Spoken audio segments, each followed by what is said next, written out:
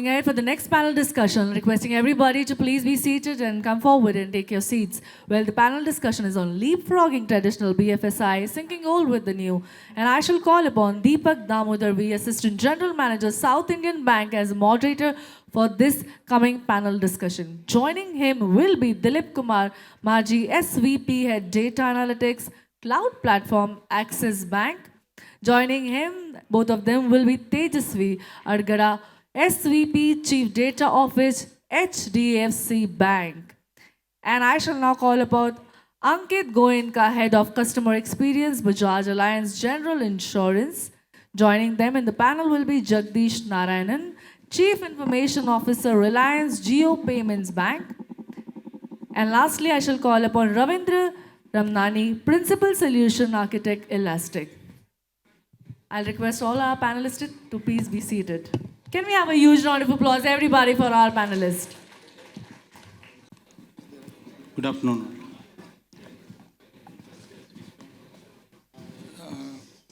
So it's Friday evening, and it's almost like party time and all. So I don't know how energetic the discussion would be. Anyway, are you able to hear? So good evening, everybody. So I am Deepak. I am from South Indian Bank. So I've been in the bank for almost 20 years. I'm part of IT.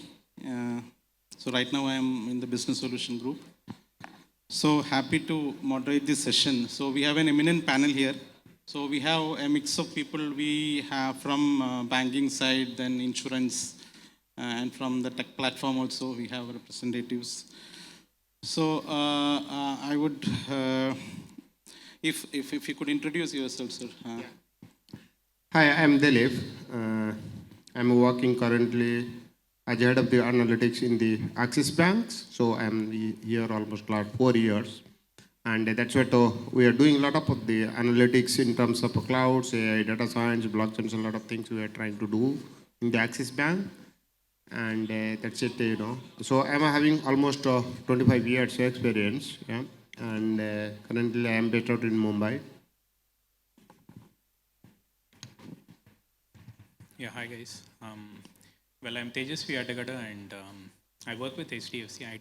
I head the data management from the data office. Still louder. And well, I think I published my first book on data management and governance in 2017. And very recently, with my stint in Axis as a data protection officer and head of data governance, I published my second book on data risk management. If any of you are interested in having to get a copy, just get me a handshake, a virtual or a physical, and I'll be able to put it across to you. Hi, good evening, everyone. My name is Ankit Goenka, and I head customer experience for Bajaj Allianz General Insurance Company. Good evening, everyone. My name is Jagdish Narayanan. I work for Jio Payments Bank. I look after technology at Reliance Jio Payments Bank. Hey, good evening, everyone. This is Ravi. I'm a Principal Solutions Architect with Elastic. We are the makers of ELK Stack or Elastic Stack. We solve various solutions with the power of search. And that's what you can find us at the booth outside as well. Thank you. Thanks for the introduction, sir. So our topic is basically on digital disruption. And basically we'll be discussing around how it has contributed to competition and all. So talking of digital disruption, we have been hearing it right from the beginning of the century itself. So when I started my career itself, I've been seeing the banks getting transformed into core banking systems. That was the first instance. Then came the implementation of payment systems, NEFT, RTGS around 2007 and all. Then we have seen at the time of COVID, UPI has started. And then, at the time of demonetization, UPI started. Then at the time of COVID, it jumped up, like anything. And then, that is one example of digital disruption. Then we have, at the time of COVID, we have seen work from home. That was another example. we can cite an umpteen number of examples for that.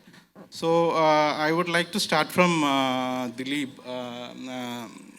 So what is your experience on digital disruption? Okay. Very well questions. Thanks, Deepak. So let me give the bit background, yeah. So in 1982, right, when computer comes to our life, right, we are bit excited, correct?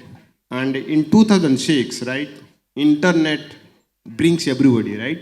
Zero tolerance of the internet. Everybody has to access to the internet, right? That's the change in, last 20, 25 years. 1882 to 2006, right? So people many times they call it a change in the digital space, right? Lot of digital things brought because of the internet, correct? If you look at the Japanese, they talks about the lean management on the space. How to manage the space? Because they don't have much space, right? They have to manage space with a very high degree of digitally, using different quarters or different, kind of technology to manage their space. They will put racks, car one by one, like in Mumbai we put, right? So those kind of innovations they brings in their digital space, right? In the Japanese world. Tata claims that 2010 to 2016 they brought a lot of new cars, right? And post that they are not doing anything. So they are just doing the many SUVs and all. So that means the terminology digital, I mean, in my word, it is a trade-off for me. It's keep on changing, time to time, right? And if you look at in the banking world, right, what Deepak mentioned. So last 2.5 years, right, during the COVID time, we built close to 35 product in the banking space. DLP, digital lending platform, which is the people need to go to the banks to do, open the CASA account or any kind of loans. They just go to the some web page. They will see what are the things are going on, right? Behind the scene, right? That entire journey being captured using microservice, those kind of technology and all, right? This is one of the changes, we have seen in the DLP journey, right? Similarly, buy now, pay later, right? A lot of our digital platform, you just buy something and pay later, right? So that is another thing. If you look at today also, the earned financials, right? Which is coming from the Alipay, the Alibaba group, right? They made it such a disruptive. 500 million people, they consumed in every millisecond their app, right? So it's a massive kind of digital transformations.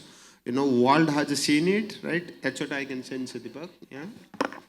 Yeah. So being from banking, I have a lot of examples from banking side. So I would like help from Ankit from the insurance side. He's an expert. So can you give your comments, please? Sure, thanks. Let me just put it this way. This particular panel we are talking about how the old is going to meet the new, to synergize. And you talked about the digital, right?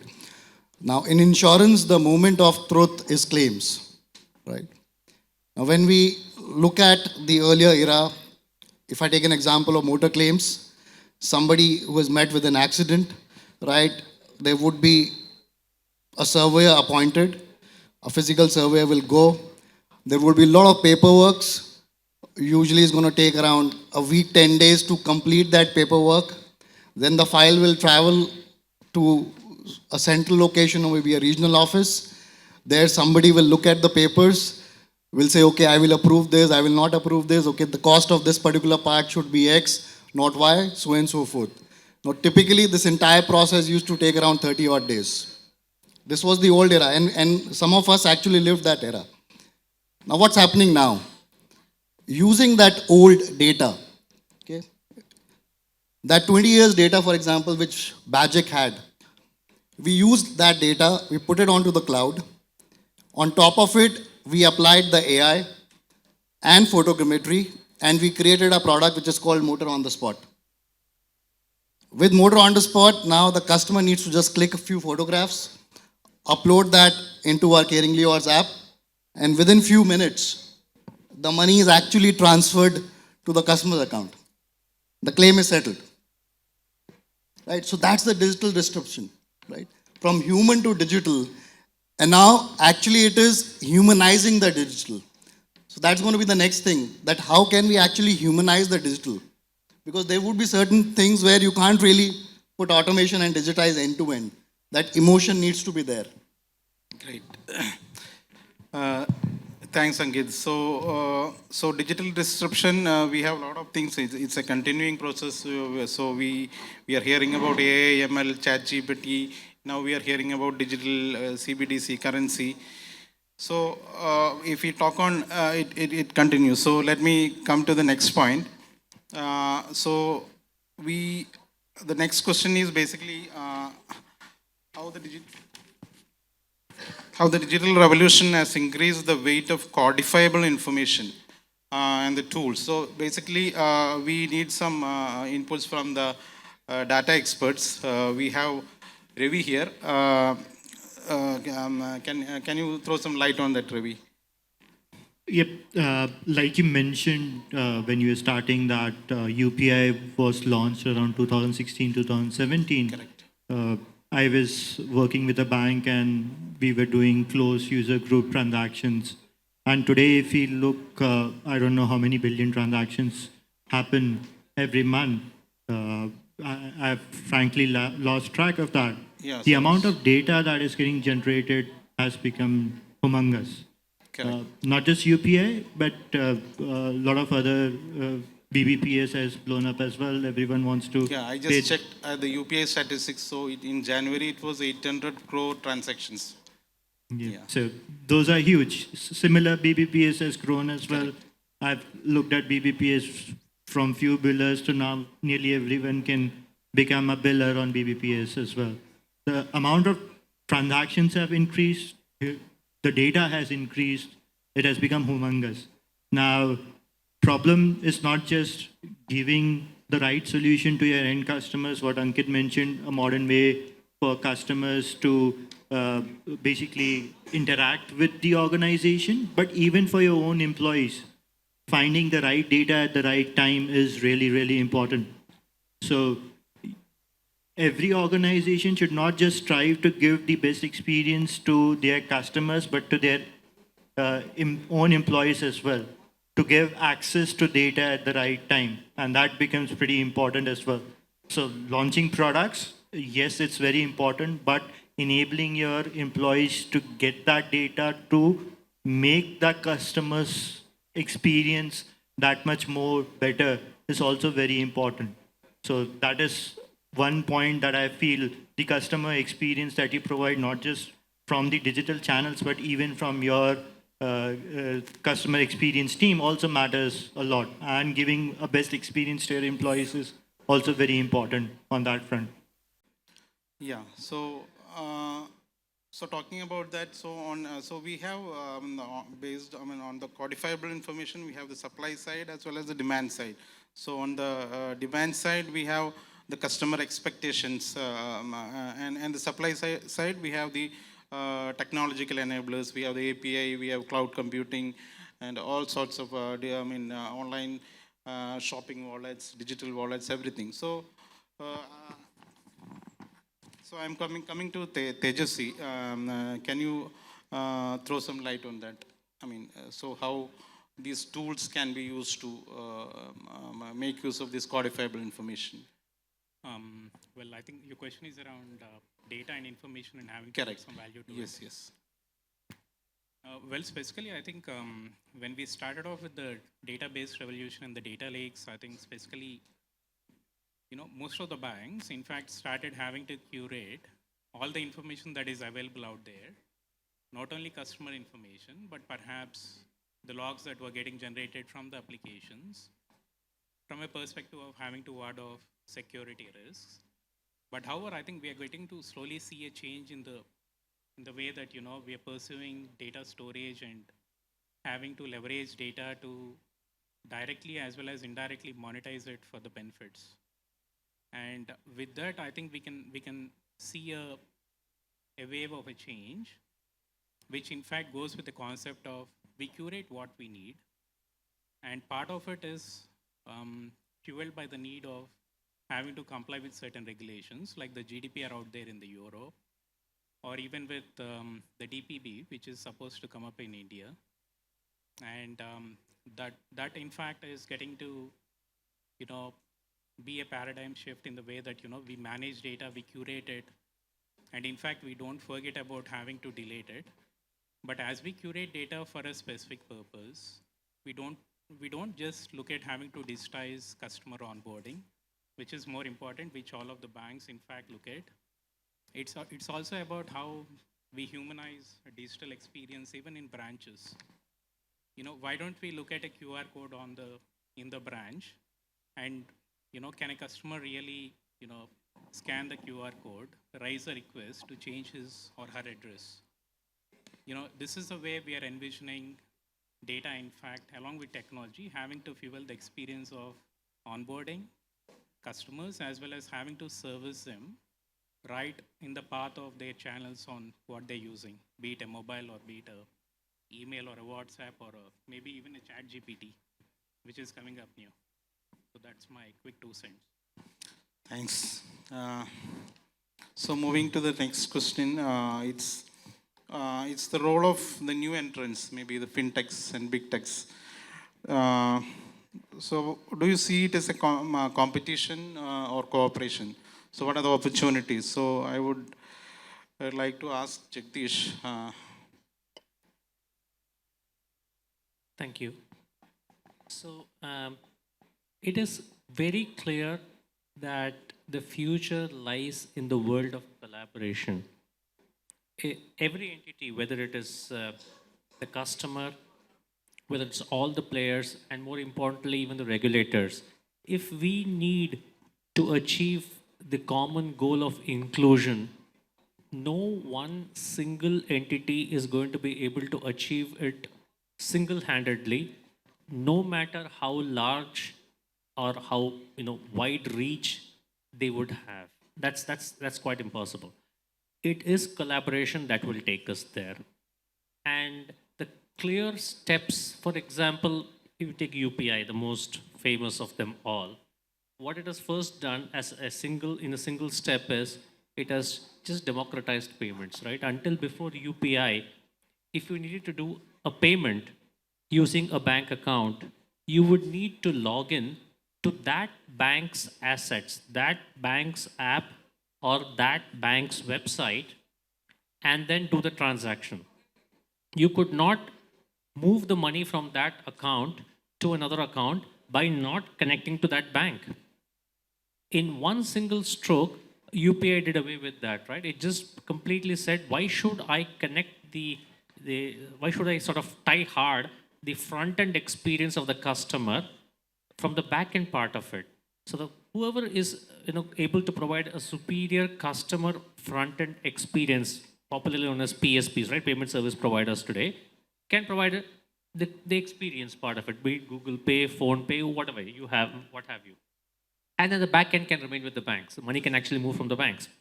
Likewise, if you look at account aggregator framework, exactly the same thing. It says there are FIPs who have the information for the information providers, then there are FIUs who are the information users, but then it says the facilitation of moving the data from an FIP to an FIU can actually happen through a third entity, which is the account aggregator in itself. So the experience of moving need not be tied down to these entities themselves, the banks or the NBFCs or whoever they are. So this entire concept of collaboration of the regulated entities, banks, NBFCs with fintechs and other new players is a given. And that's really how all the entities are pushing towards, and that's the right way to do it. No one person can really attempt to do everything. It doesn't make sense. It's not the core expertise of one person to do everything, in themselves. That's really the whole way it works. Yeah, thanks. So Ankit, I would like some comments from your side as well. I can need to agree with a fellow panelist, and we're talking about UPI, right? UPI, the top 3 players in UPI with the number of transactions are not banks, wherein the actual debit and the actual credit is happening in a bank, right? But the transaction is actually not flowing through, from that point of view, through a bank, right? So that's the power, right? And coming to insurance, see, Indian market specifically is highly underpenetrated, okay? And we need more players, to be honest, right? While yes, more players, there's a competition, right? But that competition will only help you to move ahead, right? a new insurtech comes into India, does some disruption. Companies like us who have been there, for 20 odd years, if we can learn, and we are modest, right? Let's copy it shamelessly and do it better. That's what, frankly, I believe in, right? But look at the power. When we do it better, we're going to be doing at scale, right? Because a new insurtech perhaps would have a 10 lakh customer base. We have an 11 crore customer base. So that's the scale. And when we implement those things by doing it better at a scale, the entire country gets benefited, right? So yes, competition is there, and it's a good competition, and most welcome. Yeah, so I'm sort of pausing here. So if there are any questions from the audience side, we can take, or we can proceed. Any questions from audience? Yes, it's Friday evening. You guys want to end up quickly? Fine. So if no questions, I'll move to my next question.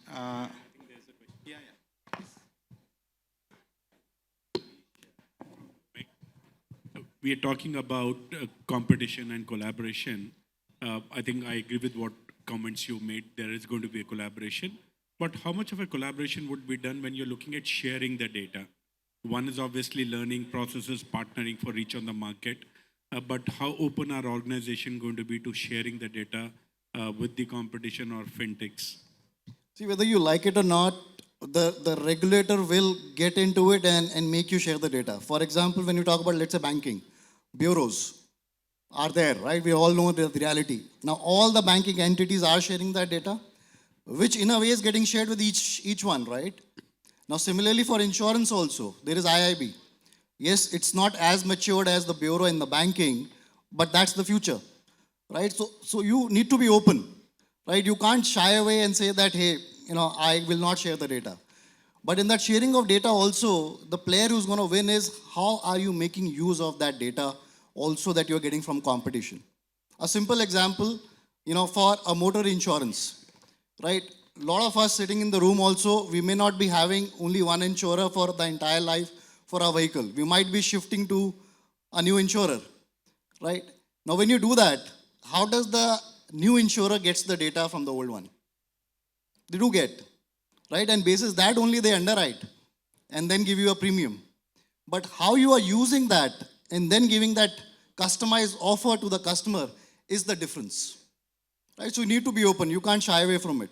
Yeah, I have one view here. So if you look at government or RBI, you can think of, right? So they are coming up a AAA, right? Account aggregator account, right? Where, any transaction you do, either in Axis Bank, HDFC Bank, any bank, right? Same transaction will be visible in another banks, right? That's the account aggregator concept, which, recently Government of India has introduced, right? Now here questions, one side they are talking that you cannot share the data with anybody. On another side, bank is telling all your data, whatever transaction you are doing, right, with any bank, it will be available to others so that, other bank can do his own transaction-based kind of activities, right? So there is a contradictory, but on the same time, regulatory is coming up heavily different controls. If you are taking into the cloud, even if your data is here, what are the controls you should have, right? So those are two different phenomena, but there is a trade-off, right? So they want fraud to be checked. On the same time, they want the transparency has to come, right? So these are few things probably, government is going in that direction. I'm not sure. I think today 7 or 8 banks is part of the, account aggregator. More will come, and it will be open to everybody. I'm not sure how citizen will feel it or Indian people will take it, but that's the way probably, Government of India is going, right? Thank you. Any further questions? Hello. So, as you said, like AAA is going to be implemented. So, as all the banks, like we are having around 200 plus banks, right? Means it's more than 150 banks.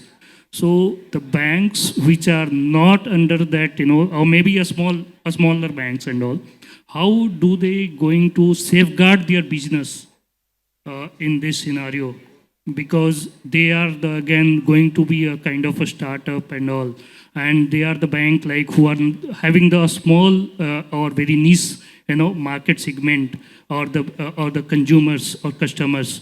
But the bank who are having the large, and they are more capable of the technology and all. So how again RBI or maybe regulator is going to safeguard the business of the smaller banks, and how they are ensuring like a smaller banks customer won't be acquired by the larger banks.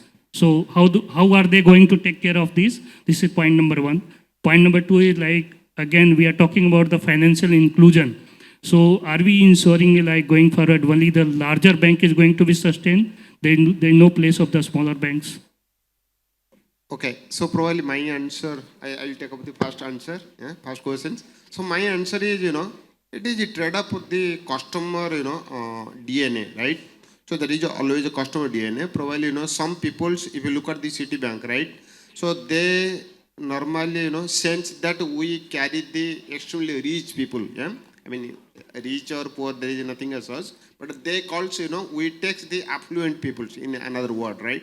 That's what people who bank with the Citibank, they are the affluent people, right? People who deals with the Bandhan Bank, probably they are the people from the, mostly, wide range of the people, right? So there is a classification or a DNA. That's where, so my belief that, both will exist. It's not that, only rich, I mean, the larger bank will continue to keep growing, but the, smaller bank, EU Finance or other, who are coming up, right? They are also going slowly, from, one step technology to another and keep on reaching. So in essence, I mean, both, banks will exist, and the way India government is, allowing the banks to go ahead. So almost all banks are getting benefit, right? In the quarter to quarter result. So that's the probably my first question. Anybody want to take second questions?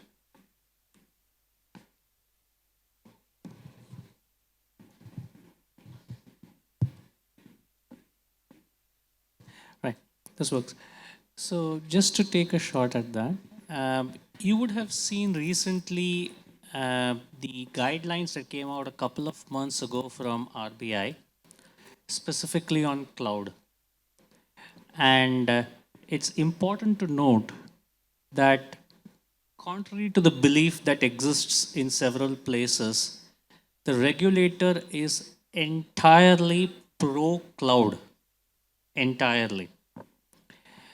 It's just that they have said these are the broad guidelines that you need to take into account in terms of safeguarding the customer's data and the transactions and the broad constructs that need to be in place from a technical perspective, from a process perspective, from a legal paperwork perspective, and things like that. Now, right on the back of that, they have already come out with a complete, on their own accord, okay, a complete cloud-based platform initiative for the urban cooperative banks, right? Who are the small banks who may or may not have the technology wherewithal to build the entire platforms themselves, like the large ones can easily do.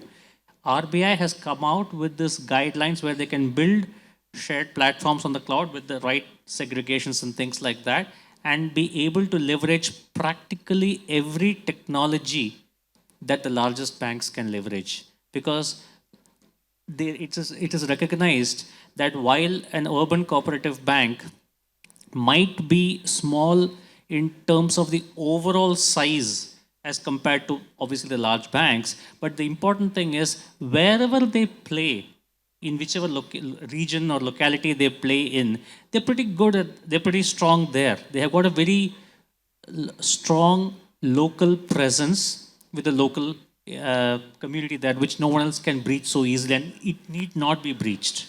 So there is every effort being made from a financial inclusion perspective to bring up these banks. In fact, this was done a few years earlier also. If some of you would have heard the CH initiative, etc., that RBI came out with again, where they got about 120 banks who are even smaller, less single branch kind of banks who could not even afford CBS, core bank systems of their own. They got them on a common platform, just to say that we will bring you on board and you can also start leveraging all the capabilities that large banks can do. So there are several initiatives that are underway to ensure that it is not just that the biggest players are allowed to flourish and the others just perish. That's not the case. And allow me to give you a perspective on the insurance regulator as well. Okay. Now, insurance regulator actually has gone a step ahead. What the regulator has done now is regulator has allotted states to the insurance companies, that you are responsible now to penetrate into this state, not only you, but all the insurance company in that state. They've actually got everyone at one platform. The regulator has also announced that soon there would be a platform, a digital platform by the regulator, where all the insurance companies, big or small, will have to come, sell and service on that platform. Right? So it's not about safeguarding, a small bank or a big bank or a small insurance company or a big insurance company. I guess the key is you need to safeguard the customer's interest. If that thought process is clear, I guess everything else will fall in place. Okay, thank you. Yeah, so coming back to the topic, so my question is to Ravi. What is the role of regulation for, as against competition? So actually the regulator need to ensure there is a level playing field. So he need to ensure innovation at the same time that there should be financial stability as well. So speaking of that, Ravi, can you throw some light on that? Yep. So as a consumer, we are at a panel where we have a lot of bankers. So as a consumer, it's a duty of the regulator to ensure that we are safe as well as consumers, because our data is important. With newer technology, newer products, there may be newer vulnerabilities as well, through which your data can be exposed, or if transactions fail, it's the duty of RBI to ensure whether it could be the largest banks or it could be a modern small bank or a payment aggregator or anyone who is dealing with the consumer. Their data is available to ensure that there is no monetary loss to the consumer. And that's where technology also plays a major role. Now, if you're just building newer products, introducing newer technologies, and not ensuring that you are compliant to all the regulations, and also the regulator has to ensure that the regulations and compliance laws are up to date to the newer technology that is being used by different vendors in the market, then the biggest loser is the consumer. And at the end, if there's a loss with the consumer, there's the loss of the nation and overall financial health of the nation as well. So the regulator, of course, yes, being a banker, we frown upon newer regulations, newer compliances, but they have to do it to ensure the consumer rights are protected as well. But we see it as an opportunity as well. You launch newer technology, newer products in your banks, you can adopt modern tools to ensure that you're compliant to the regulators as well. And that's where we as a company, we are working not just with the largest banks in India, but even modern fintechs, payment aggregators, account aggregators, modern insurtech companies, whichever we discussed today as the disruptors in the market. We work with them, we work with traditional banks, largest banks in India as well. So it's important that you not just invest on newer products, newer technologies, you also invest on the right tools so that you're compliant towards all the regulations that are there. Because at the end, if you're not compliant, there are actions taken by the regulator as well against individual banks and organizations as well. So it's not, we see as an opportunity for every organization to innovate on the compliance front as well. Yeah. Teja, would you like to add on the data side regulation? Well, coming from a data perspective, well, I think I quoted Data Protection Bill, which is yet to become a law. And one curious thing, which in fact I think most of the industry is, perhaps looking up to is, why has this been only on the purview of digital data, while in fact there is lots of paper which is lying around that still needs to be digitized. Well, putting that curious part aside, I think when it comes to data protection with respect to the digital information and the digital data, I think we in fact are looking for having protection and security of the customer data as the paramount priority. And there is a digital trust framework which in fact most of the banks by now would have been embracing, which in fact states that we are not just putting a risk-based perspective to managing customer data. By managing customer data with specific rights, be it privacy or security, what we are getting to do is we are creating a trust, which is a data trust, and the customer in fact comes forth, invests his or her personal data, specifically with the bank or the banks, and the regulator in fact has come up with various schemes or technology solutions where the onboarding can be performed by any of the loan originator perhaps, or an originator like a bank or a housing society, and the data which is still available somewhere in a central location can be pulled back and exchanged in a secure way to be able to cut short on the time to perhaps disperse a loan. So I think these are certain aspects which we are seeing perhaps in India, might not be somewhere else, but this is what the world is looking up to Indian regulators for. Thanks, Teja. So I am moving to my final question. So, Dilip, so it's about information asymmetry. So, what is the role of technology in maybe minimizing this information asymmetry with respect to technologies like blockchain and all? Okay, let me share another kind of the backgrounds. So Harv Keller is the CEO of the South West Airlines of the US, 1970. He talked about the asymmetric information. It's very dangerous word ideally. I'm not sure why that danger word is here, that to last moment. But the asymmetric information is always pain and trouble to any systems. Yeah. What he talks that if people are being taken care, they work very hard, right? So naturally, customer will come, and once customer comes, naturally, they will come repeatedly, and they will happy. And once they are happy, ideally, these shareholders happy. So that's the statement, Kel Haver, he has mentioned in his, one of the written statements. So what essentially it means, right? I mean, there is a lot of disruption happening, and people are talking the blockchains. I was attending one of the forums 2 days before in IIT Mumbai. Over there, almost more than 30 people from US, they have joined that.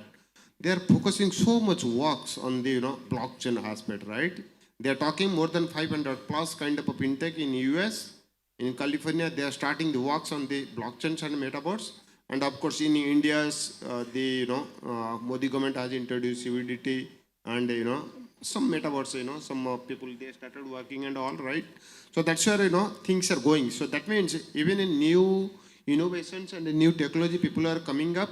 So it's a good thing that we are getting exposure so that customers life cycle is getting better and better. In fact, in our bank, we are having communication engine, right? And we are struggling every time. We are getting a lot of fines and all. We brought one of the product from the intents. I saw their board is outside. It was very happy. I was not aware they are there.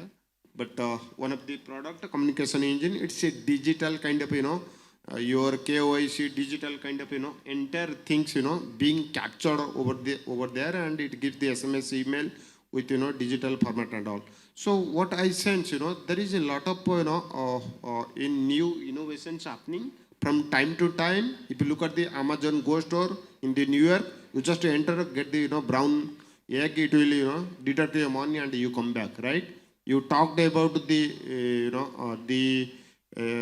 what is that, the Formula One car, there is a millions, trillions of records being generated in one race, and from that they detect whether this gentleman is going to win or not, right? And what is the crank speed they want to go it, right? So that's the kind of a real-time analytics as well as the new innovations people are doing nowadays, right?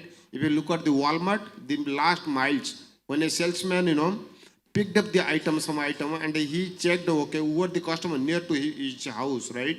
He has to go and drop it. The last mile concept he introduced to beat the Amazon, the wholesale market and all. So people apply a lot of, the latest innovations, in their data areas, because data is, almost everybody know it, right? Data is oil, data is information, data is everything, right? People go and apply it to find the right way to do it, right? That's where, lot of innovations coming in our OS, and be it banking, be it any sector and all, definitely, we loved to see those kind of, new innovations and, digitalizations in our process, yeah? That's what I can say. Yeah. Thanks. Yeah, so we'll take the closing comments quickly, starting from Ravi, on the topic. Yeah, we spoke about disruption, we spoke about digital transformation, and how technology is important in both disruption and digital transformation. And I feel, yeah, it's not just disruption, it's an opportunity to provide a better product to end consumers. That's what my take is, with the help of good technology as well as innovative technology. Sir, please. So like the subject says, syncing up the old with the new for leapfrogging in BFSI. So the old, if you might use that word, was a completely physical banking setup, and the new is a completely digital banking setup. And how do you sync the two is humanize digital and don't try to digitize humans. That's the simple mantra to that. I guess when you look at the old, look at the data, okay? And when you look at the new, look at the technology, how you can use that data, okay? And don't look at technology, first. Look at the use case first. People who are doing it, they're doing it great. But people who are just going with that buzzword that today there is an X buzzword in the market, metaverse has come, so we all will go after it and do something. Now that something, what it will do, we don't know, right? Because we are only looking at the technology. But when you look at a use case, led technology, then it's going to make a difference.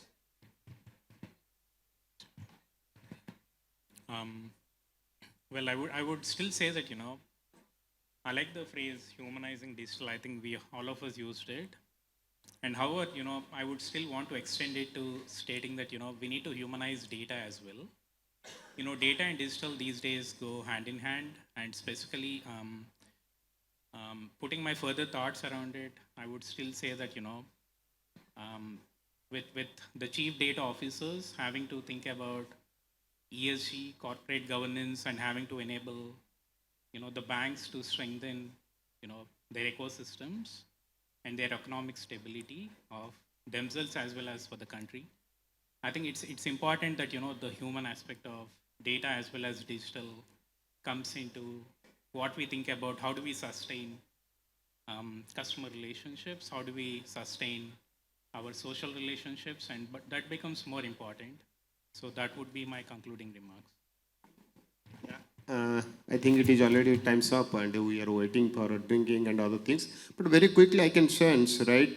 Starting from 1870, toggle for war between Napoleon Bonaparte to French, till now, right? So that is very powerful things, right? That guy, he put the vertically, the soldiers, right and horizontal, and he won that, battles in that toggle for war, right? And people, that is pretty much, standard things people today they are doing. So what I sense that we invest so much money in, new platform, building new XYZ, right? But definitely people started thinking that, what is the ROI? The use case driven, the ROI is coming, then go there, otherwise stop. And I have seen in the banking world, many banks, they went to the cloud, then they reverse back, right? They could not find the right kind of money is, generated from there. But in essence, I can sense we should focus more into the customer, obsessions, where customer is our, kind of business-driven based world. And we always encourage our platform, our solution, our process, business, whichever we are teaching each other, should solve the customer's basic problems. There are, millions people at village who are struggling to get the home loans, who are struggling to get the, opening the accounts, who are struggling to do the basic transactions. In the time, if our solution is solving their problems, probably that is the, great thing within us, within our, mind, within our solution. So that is the one thing we should aspire and build our, technology as well as the business part. That's the probably, last comment I can think of. Yeah. Thank you. Yeah, so to conclude, so the digital disruption, whoever likes it or not likes it, it's going to stay. So whether it takes the profit margin of banks or insurance companies, it's going to stay. That's what we conclude. So thanks, gentlemen, for the insightful comments you have provided. Thanks a lot. Thank you. Can we have a huge round of applause, everybody? Well, what an insightful panel discussion it was. Thank you so much. And now I shall call upon Shiv Kumar Nandipati, Chief Digital Officer, FedFina, to come forward on stage and felicitate our panelists.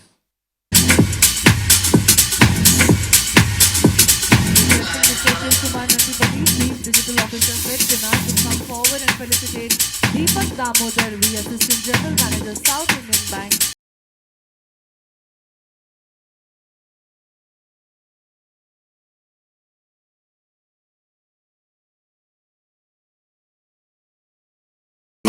I think we can show some enthusiasm to our claps. I'll request Dilip Kumar Majhi, SVP-Head-Data Analytics, Cloud Platform, Axis Bank, to please come forward and accept the memento.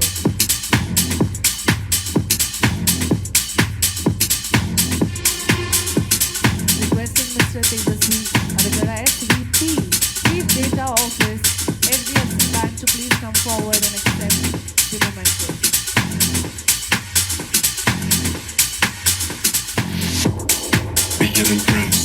Requesting Shiv Kumar Nandipati to come forward and give the token of memento to Ankit Goenka, Head of Customer Experience, Bajaj Allianz General Insurance.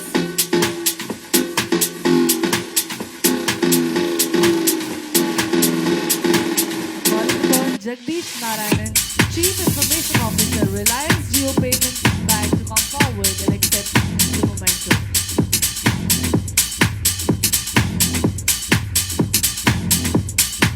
Requesting Ravindra, Ramnani, Principal Solution Architec, Elastic, to come forward and accept the memento. Thank you. Thank you to all the panelists for giving the precious time to us. Thank you so much. Can we have a group photo picture?